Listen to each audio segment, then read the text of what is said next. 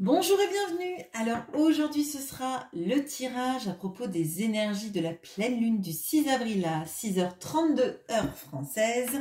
C'est une pleine lune dont le soleil est en bélier et la lune est en balance. On l'appelle aussi la lune des semences, la lune des 4 vents ou la lune fertile. Alors ça va être un moment important, cette pleine lune, pour tout ce qui est relation avec les autres. Mettre un peu de douceur, d'aplanir des tensions avec l'entourage, hein, plus ou moins éloigné, hein, avec vos relations. Ça va être le moment d'équilibrer, hein, donc les relations. Donc, quand je parle d'équilibrer, il y a aussi cette notion de vous n'avez pas à tout donner, les autres à recevoir. Il faut qu'il y ait cet équilibre, donc cette réciprocité, cette équité dans l'échange.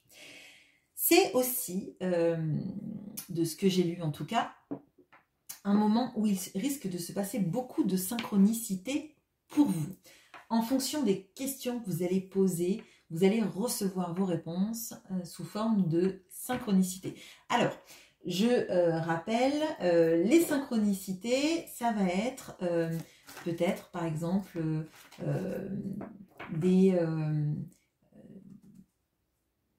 une chanson, par exemple, une chanson qui a une signification particulière pour vous, qui passe chaque fois, par exemple, que vous allumez la radio ou vos playlists sur des sites de streaming. Ça va être le nom de quelqu'un que vous aimez qui passe à la radio, à la télé, etc. En fonction des questions, bien sûr, que vous posez. Il y en a plein d'autres. Hein. Il y a, je sais pas moi, peut-être des panneaux publicitaires aussi qui peuvent répondre à vos questions. Alors, certaines personnes vont, par exemple, penser les synchronicités comme les heures miroirs. Moi, je suis un petit peu plus sceptique avec les heures miroirs parce que j'ai lu pas mal de choses sur le sujet et je sais aussi que le cerveau, quand il a envie de voir des heures miroirs, il se cale hein, complètement sur les heures miroirs. Il y a notre horloge interne, notre cerveau compte en fait. Hein. On ne soupçonne pas les capacités du cerveau à nous réveiller à 2h22, 3h33, 4h44, 5h55 et heureusement il n'y aura pas de 6h66 mais pour moi là c'est pas, enfin à mon sens en tout cas, et ce n'est que ma vérité, ce n'est pas une synchronicité les heures miroirs et moi j'ai plus tendance à voir, je pose une question, je fais une demande, qu'on me mette un signe évident pour moi sur mon chemin et ça va être, je sais pas, une chanson.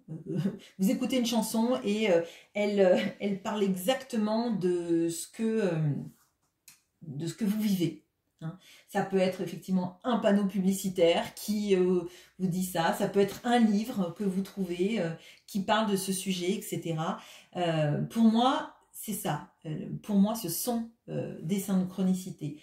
Tout comme voir des plumes dans un jardin au printemps, pour moi, alors des plumes communes, hein, je ne parle pas des plumes, si vous voyez une plume de haras dans votre jardin alors que vous vivez dans la Creuse, bon ben potentiellement vous pouvez peut-être y penser, y croire, mais une plume de moineau dans votre jardin au printemps, je suis plus sceptique. Mais une fois de plus, ce n'est que ma vérité. Si vous, ce sont vos synchronicités et que ça vous apporte des réponses, ce qui compte, c'est que ça marche pour vous. Bon. Donc, voilà pour mon topo. Maintenant, on va passer au tirage. Donc, j'utilise le Queen of the Moon Tarot pour voir quelles sont les énergies de cette pleine lune. Et ensuite, on fait le tirage avec le Tarot de l'Art Nouveau parce que il est plein de lumière et que la lumière revient bien comme il faut, nous fait du bien et c'est super en fait. Bon, moi je suis contente, j'adore le printemps, c'est ma saison préférée. Donc, allez, ce que vous êtes, ce qui vous embête, ce que vous aimez chez vous, ce que vous n'aimez pas chez vous, votre talent, votre tentation, votre quête et votre ange gardien actuel. Alors, quand je dis votre ange gardien, bien évidemment, ce n'est pas forcément un ange gardien, ça peut être un guide, ça peut être un défunt, ça peut être aussi la propre énergie que vous mettez, hein, de loi d'attraction, ou votre énergie à vous pour ce moment. Alors, l'énergie de cette pleine lune, on a le nouveau départ, les commencements, avec le chiffre 2, et c'est une carte de nouvelle lune. Alors, tant que j'y suis. Donc là, c'est une pleine lune. La pleine lune, souvent, on récolte ce qu'on a demandé, les intentions qu'on a émises à la nouvelle lune. Là, ce que je ressens, c'est que je vous ai dit, c'est une lune de synchronicité, qu'il est possible que vous ayez des réponses aux questions et aux souhaits que vous avez émis pour la nouvelle lune, si c'est le cas, avec ces synchronicités. D'accord? Ce que je ressens, c'est ça. Donc, effectivement, les synchronicités comme réponse à des problématiques majeures qu'on a formulées lors de la dernière nouvelle lune, ou si vous ne l'avez pas fait pour la nouvelle lune, un souhait dont vous aimeriez avoir une réponse. Les synchronicités sont là pour ça et je pense qu'il y en aura pas mal. Alors, ce que vous êtes, on a le 10 de coupe.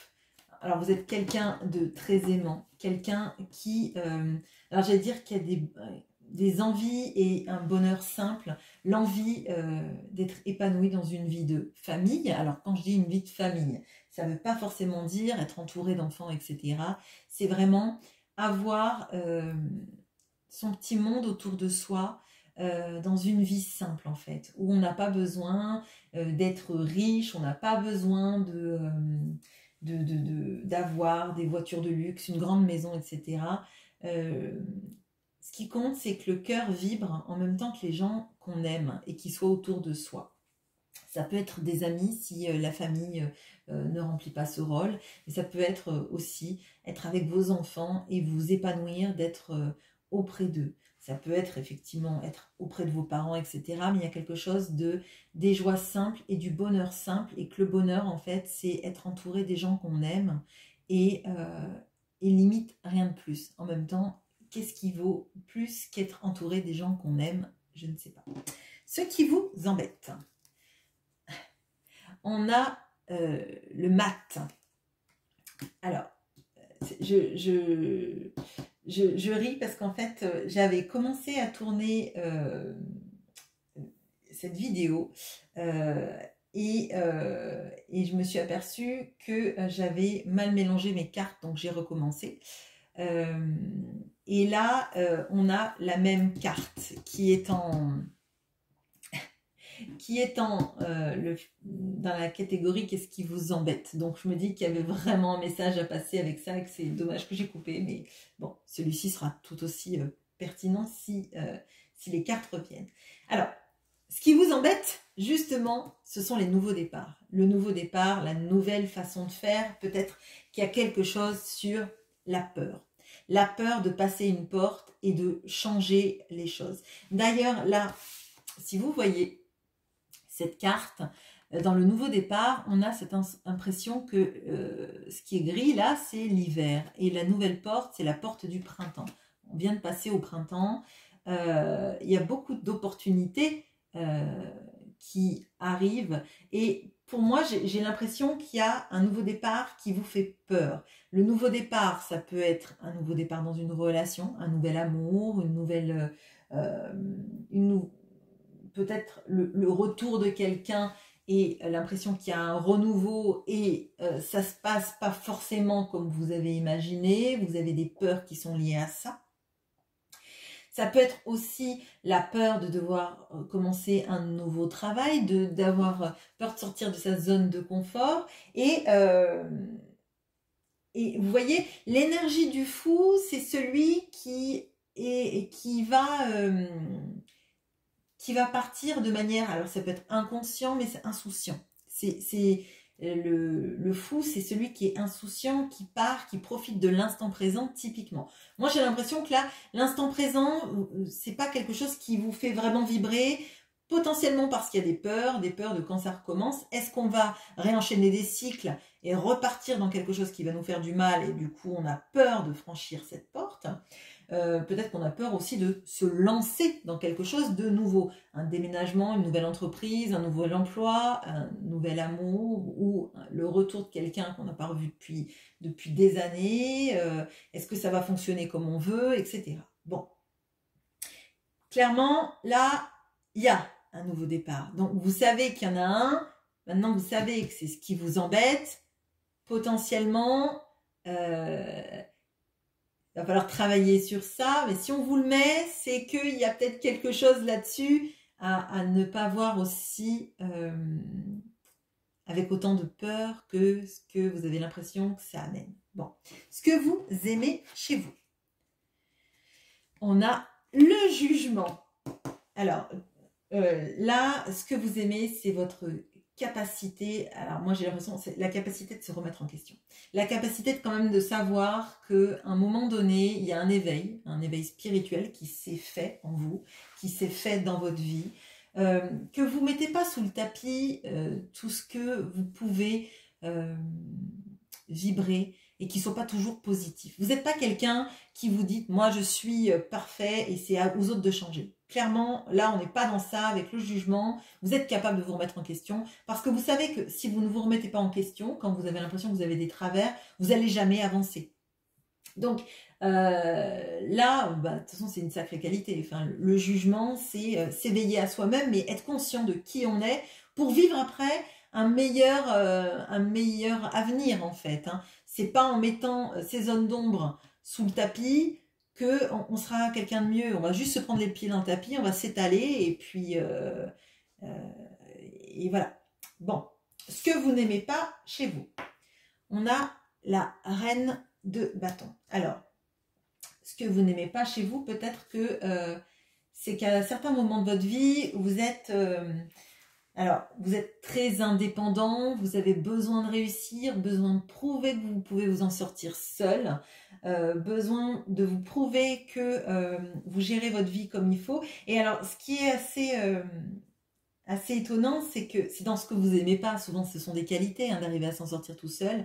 Moi, j'ai l'impression que là, il peut y avoir pas mal de personnes qui ont pu peut-être élever des enfants seuls, vivre seuls pendant longtemps et faire un petit cocon douillet à leur famille. Et derrière, il y a les reliquats des blessures passées qui font que on a été obligé de s'en sortir toute seule, mais finalement, comme on a fonctionné toujours tout seul, on a du mal à vivre en synergie avec les autres, à confronter en fait nos désirs, nos aspirations avec ceux des autres, tout simplement. Je m'explique. Quand on a été toujours tout seul, qu'on a dû tout faire tout seul, compter que sur nous-mêmes, parfois c'est compliqué d'être aligné avec les désirs des autres, de se dire que on peut compter sur les autres, on peut leur laisser de la place dans notre vie sans qu'ils nous trahissent, sans qu'ils nous fassent du mal, etc. Bon. Après, pour moi, c'est quand même des qualités d'arriver à s'en sortir et à dépasser les événements, mais peut-être que ça vous isole malgré vous, hein, je dirais. Alors, votre talent, le roi de denier. Bon, là, je pense qu'effectivement, il y a des gens qui comptent vraiment que sur eux, qui sont capables de faire des choses de manière très carrée, très bien, alors, j'allais dire de vivre de manière à l'aise, mais je ressens pas le fait de gagner énormément d'argent, etc. Je ressens plutôt le fait de se dire tout ce que j'ai, c'est grâce à moi que je l'ai créé. Et je crée une stabilité. Moi, j'ai l'impression que la stabilité, vous l'avez créée avant tout, pas pour vous, mais pour votre entourage, pour mettre en sécurité vos proches. Alors, a fortiori, si vous avez été par exemple une maman célibataire, encore plus, ou alors quelqu'un qui travaillait tout seul pour le ménage, etc. Hein. Y a vraiment de ça. Ça peut être parce que votre conjoint était parent au foyer ou parce que votre conjoint était au chômage pendant longtemps et qu'il a fallu que vous fassiez vous travailler, ou alors parce que vous êtes séparés et qu'il a fallu que vous trouviez un travail pour nourrir vos enfants, etc. Mais il y a vraiment de ça, c'est la capacité à prendre soin des autres, à être quelqu'un de stable, de fiable, en qui on peut compter financièrement et en termes de stabilité. Bon, donc vous êtes quelqu'un de stable. Moi, je sens quand même beaucoup d'énergie j'ai dû m'en sortir seule et ne compter que sur moi. Bon. Votre tentation, c'est le 4 de denier. Alors, je le ressens pas comme quelqu'un de radin du tout. Le 4 de denier, c'est vrai que ça peut donner ça comme impression, mais moi j'ai l'impression qu'en fait, là, c'est un petit peu la tentation du statu quo. La tentation de ne pas sortir de sa zone de sécurité parce qu'on a peur, et c'est ça qui m'en parle encore plus. Et donc du coup, pour toutes les personnes qui sont vraiment dans ces énergies, ça risque de titiller un peu cette pleine lune. Parce que la pleine lune, c'est la pleine lune des commencements. On voit que c'est ce qui vous embête, c'est le renouveau, le nouveau départ, tout ce qu'il y a d'inhérent à un nouveau départ, au lâcher prise et à l'instant présent. Et on voit que la tentation, ce serait plutôt de rester, j'allais dire en statu quo, mais c'est ça, rester dans sa zone de sécurité parce qu'on la connaît. Parce qu'on sait que nous, tout seuls, on arrive à gérer les choses comme il faut, et que si on fait rentrer quelque chose, un élément ou quelqu'un dans cette zone bien huilée, j'allais dire, dans cette façon de vivre bien huilée, vous avez peur que ça bouscule tout votre équilibre de vie. Bon, ça peut être amoureux, ça peut être dans le travail, ça peut être tout ça. Hein. Donc, c'est quand on sort de sa zone de sécurité ou de confort, en y ajoutant des éléments, vous avez peur que ça bouscule tout votre édifice, toute votre stabilité et votre sécurité. Alors, votre quête, c'est l'as de denier. C'est l'as de denier, c'est aussi un renouveau. Hein. Mais pour moi, là, il y a l'envie de saisir des nouvelles opportunités, l'envie... Alors, l'as de denier, ça va nous parler dans le professionnel, par exemple, de tout ce qui est promotion, tout ce qui est prime, tout ce qui est augmentation, tout ce qui est de saisir des moments de vie très ancrés dans votre quotidien, mais qui vous permettent de vivre encore mieux. Et pour moi, là, en fait, ça peut paraître comme quelque chose de nouveau. Effectivement, vous auriez peur de ça, mais là, c'est quelque chose qui est ancré. L'as de denier, c'est ancré. On a travaillé, donc nos mérites sont reconnus. On a une promotion, on a une reconnaissance, on gagne plus d'argent et on ne le doit qu'à soi-même parce que justement, on est le roi de denier et qu'on sait faire tout ça. Et même on est la reine de bâton. Hein, donc, on sait manifester, on sait bien travailler pour que ça paye. Hein. Donc ça, c'est votre quête, c'est d'être reconnu pour tout ce que vous faites. Ça peut aussi avoir un trait à la vie amoureuse. Hein, et si c'est le cas, c'est avoir la récompense de ce qu'on a investi dans une relation. Ok. Bon. Donc là, si c'est par rapport à une relation amoureuse, c'est après tout ce qu'on a donné, on mérite aussi que ça paye en fait, que l'investissement qu'on a mis dans cet amour paye. Bon. Et votre ange gardien, donc l'énergie qui vous veut du bien, on a le 9 de bâton.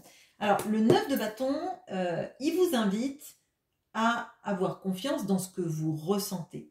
Donc là, ça va me parler encore plus des synchronicités. C'est-à-dire que le 9 de bâton, c'est celui qui sait.